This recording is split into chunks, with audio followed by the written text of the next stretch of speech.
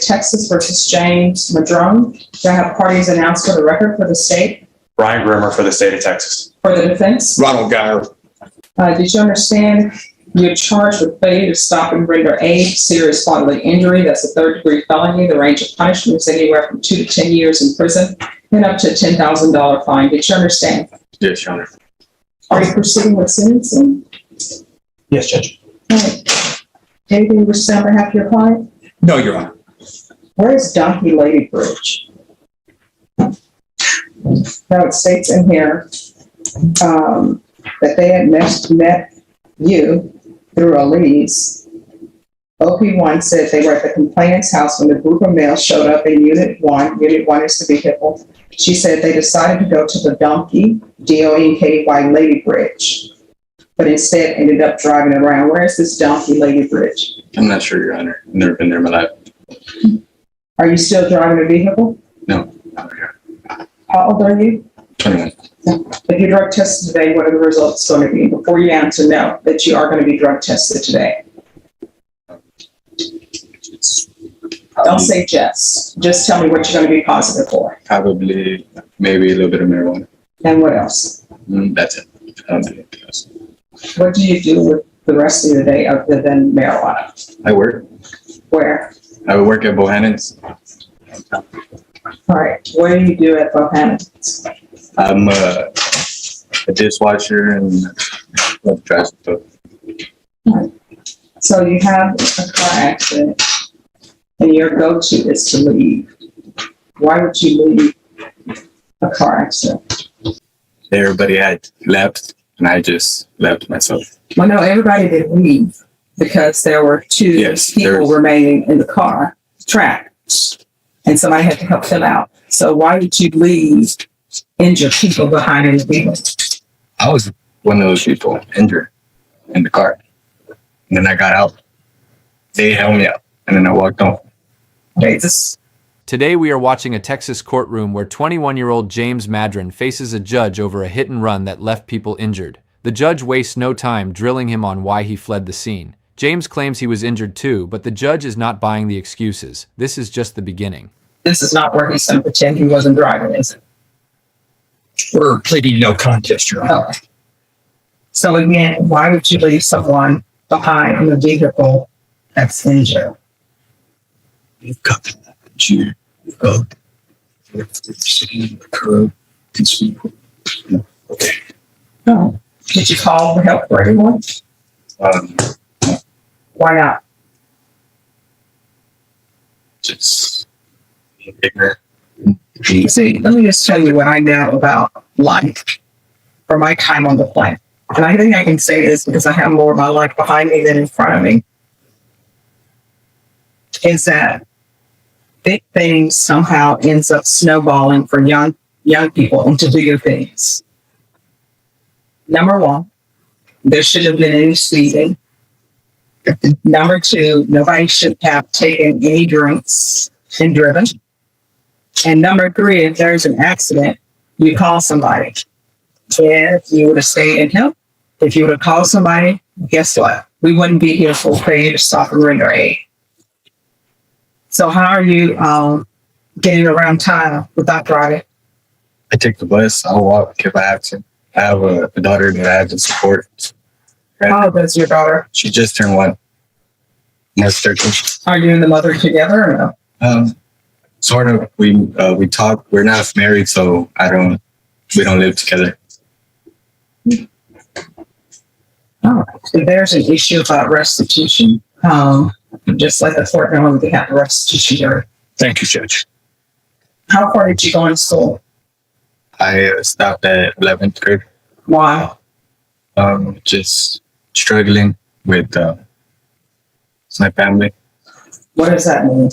Like, I have to take care of my little brothers sometimes, most of the time, because my mom is just not healthy. So I'm really like their dad, and I'm always there to help them out and stuff like that. So what do you mean she's not helping? Where is she? She lives with her mom. Yeah. She lives with my grandmother.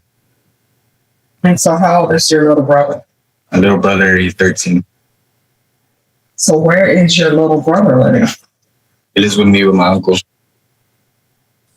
So was child protective services involved? Yeah, they're talking to my mother right now. So there's a case, I think, that's open with my mother. So what are you planning on doing for the rest of your life? Are you going to be working at Bohannes or are you doing something else? So now, The judge shifts gears and delivers a direct life lesson, telling James that small bad choices snowball into bigger consequences. James admits he only finished 11th grade, works as a dishwasher, smokes marijuana, and is essentially the sole provider for his younger brother because his mother is unwell. The judge listens, but his patience is clearly being tested. I was going to work at Bohannon's for a little bit until I get my own apartment, and then get my GED and eventually try to join to the military with my friend. Cats 1 and 2. Was there some sort of theft involved? Is there a reason for cats 1 and 2? The case that was TIC was a burglary rehabilitation, Judge. All right. So here's the thing about burglary applications, right? I haven't been presented with any evidence, so I don't know what it says. But what I do know is that entering people's homes without their permission is going to end up resulting in one or two things for you. One, it's going to end up being a prison trip. And burglary habitations range of punishments 2 to 20 years. Or either you're going to break into somebody's home and you're going to be shocked to find that they are at their home and you may end up being shot or killed. And you know what people are going to say? It was justified. You're in somebody's home, you're not supposed to. So I'm going to put down cats 1 and 2, but I can give you a cats 1 and 2 course in 2 minutes. Don't take what does not belong to you, which people should have learned in preschool. And when you go to someone's home, only go if you're invited. And then when they ask you to leave, leave. Life is so simple. People make it so much difficult than it has to be. So cats 1 and 2. And the MRT, which is supposed to teach you right from wrong, which again, you should learn that in preschool, right? And everybody would treat others the way they don't like to be treated. You would need the MRT course. So remember that as you're taking that course.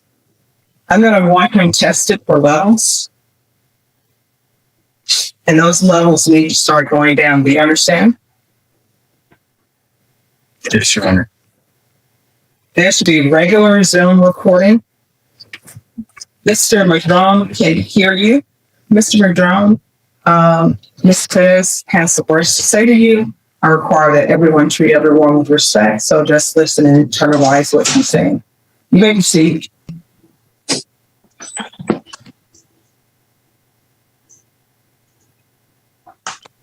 After everything, I don't think that you should be in prison or, but I did suffer injuries that are like for a lifetime. And I just want you to understand that because I did go through all of that, you do deserve to go through some kind of consequence. Did I cut off? Yes, you did. They keep calling me that, so I'm sorry. But yeah, that's all I have to say. But I do forgive you. Like, it happened. It's been a long time already, but I just didn't, I hope you just know where I'm coming from, James. All right. Thank you so much. Do you all need to speak with him? I don't believe so. We have contact. We can talk to Ms. Perez after this. Thank you, Ms. Perez. Thank you. Thank you. All right. Probation will go over conditions with you. Are you the same James Madron who was placed on deferred adjudication in 2021 CR 2437 for the offense of failure to stop and render aid serious bodily injury on March 21st, 2022 for a period of 10 years? Is that you? Yes. State. Violated condition number 4.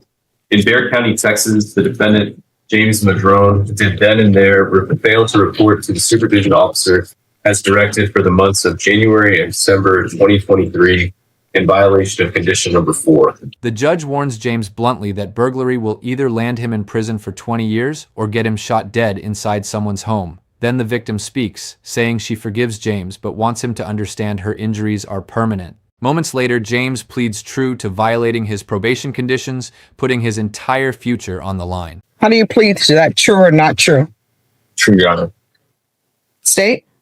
Your Honor, we waived the other violations alleged in the motion. No objection. All right. Mr. Madron, did you understand by pleading true to violation of condition number 4, the court could find it true, grant the motion, find you guilty, and sentence you up to 10 years in the prison and up to a $10,000 fine? Yes, I understand. Knowing that, do you still wish to plead true to violation of condition number 4? Yes, Your Honor. Court will find violation of condition number 4 true. Is there a proposed agreement? It's not, Your Honor. We're going open. We are asking for the 10 years, Your Honor, and I believe the defense might be heard on it. All right. Defense, what are you requesting? Judge, we're requesting that he be placed on probation, that he be given weekly UAs and intense supervision. Basically, Judge, this was a lot dealing with financial issues. He has 2 small children that he was responsible for, living with his grandmother at the time. He is now presently employed. I believe he has the resources now to continue taking drug testing and support his children. So I think basically, Judge, if we give him weekly UAs and ISF, put him back, not ISF, but intense supervision, that he's able to complete the probation successfully. Do you have anything to add, James? Yes, Your Honor. All right. You want to raise your right hand? Do you solemnly swear and affirm the testimony you give will be the truth and nothing but the truth, so help you God? Yep. All right. You can lower your hand, state your name for the record. James Madron. All right. It says here that you didn't talk to the manager and you left when asked to stay in the lobby by the probation officer. Your Honor, I was my grandmother, thankful for her that she helped me with my burdens when I had to do these reports and everything, and she would have my kids in the car while I'll be reporting. So at that time, I really didn't have too much time to be there due to my being responsible for 2 children. So that was just that at that time. That was it. Okay. That doesn't make sense to me. Your grandmother is helping you with your children. Yes. And how old are your children? 3 and 1. All right. So she's helping you with the 3 and 1 year old. So you're telling me your grandmother drives you to see your probation officer Yes. and then says, I can't wait. Yes, Your Honor. That doesn't make any sense to me. It's just like I have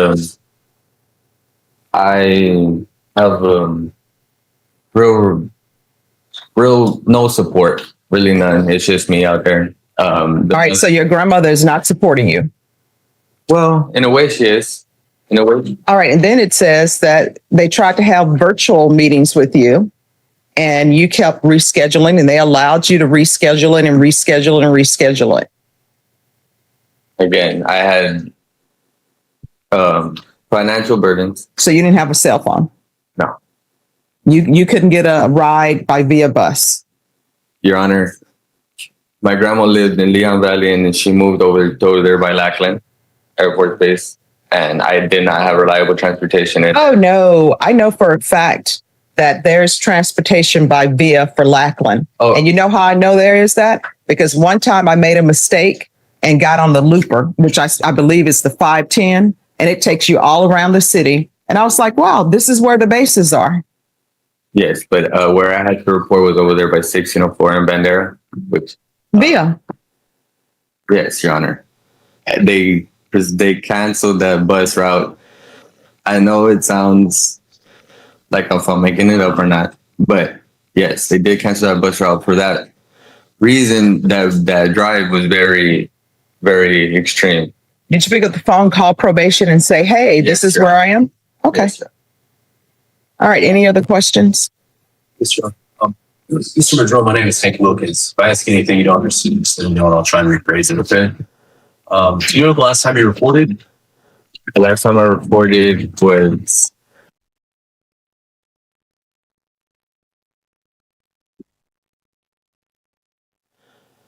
this year? no. Yes. It was this year?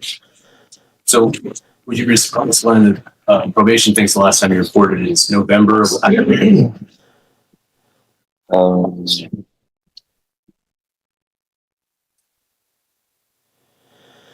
Did you ever do the CATS theft course? no. Did you do the CATS 2 theft course? No. Did you do the moral recognition therapy? No. Did you do anything on probation? I had parenting classes that were available online, which I did do, and it waived over my community service. I'm sorry to interrupt. How can you do the parenting classes online, They but were you for can't free. report? No. But you can't report to probation online. Explain that to me. I did report to probation online every time I had a Zoom meeting. And when it was in person, it was hard for me to be able to report due to my lack of transportation. Do you remember telling probation in January of this year they're not going to do anything? No. Do you remember telling them, I know the judge will reinstate me? No. You understand that when you pled to this offense, that's a third degree felony, right? You're looking at up to 10 years in prison. Yeah, I do understand. Yes, I understand. And you knew that, and you still didn't do these conditions of probation, right? You didn't do the No. moral recognition therapy. Not that I had faced financial burdens, so I did not have support from the mother of my children. She was attending school at the time, but now I have a reliable job. I have the means to prove to the court that I could be responsible in finishing my term.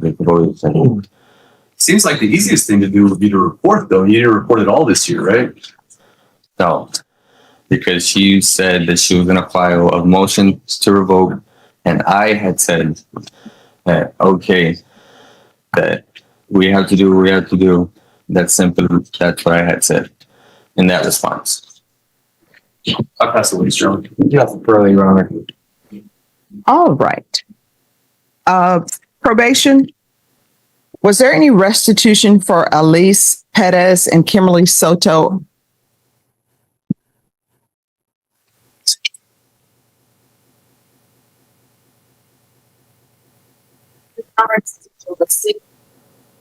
All right. So this is what the court is going to do. The court is going to find violation of condition number 4 true. The court is going to find you guilty. There's to be no unsupervised contact with minors. With regards to punishment, state, what are you requesting? Your Honor, we're asking for the 10 years in prison. This is a third degree felony. This is a SBI, Your Honor. Some other cases were taken into consideration in consideration of this plea. The defendant had opportunities to plead in the position.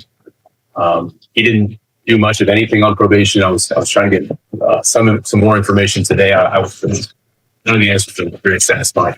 So we're asking for 10 years in prison. Your Honor. Defense, what are you requesting? Judge, I asked that he be sent, continued on probation and sent to ISF for a period of time to get his thoughts together. Be able to get out on the street and be a productive member of society and also a father for his 2 children.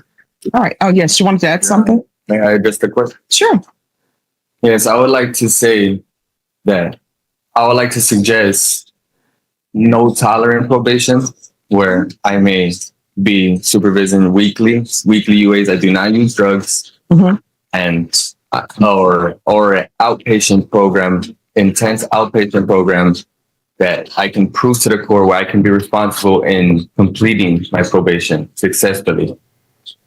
Okay. All right. That's what the court is going to do. As previously stated, the court is finding violation of condition number 4 true. The court is going to find you guilty. The court will sentence you up to 8. Well, we'll sentence you to 8 years in the prison. There's to be no unsupervised contact with the minors. The court will give you credit for any time served, and the court will request the therapeutic community. Did you review the trial court certification of defendant's rights to appeal with your attorney? Did you understand it? And did you sign it?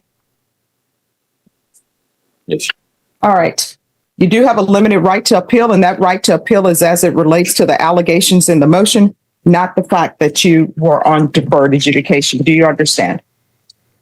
All right. Good luck to you. We can go off the record. Here's the thing. I can't force them to place you in the therapeutic community. You'll have to request that. And then it's completely up to them whether or not they place you in the therapeutic community. Your Honor. What was the consequence again? Oh, you're going to prison for 8 years. I'm going to prison for 8 years, Yes. and that's the done deal. Yes. Okay. All right. Good luck to you. Okay. The state demands 10 years. The defense begs for probation. James takes the stand and offers excuse after excuse for missing check-ins, but the judge dismantles every single one. When the gavel comes down, it is 8 years in prison. James asks to confirm what just happened, and the judge does not hold back. Like the video, subscribe to the channel, and we'll see you in the next video.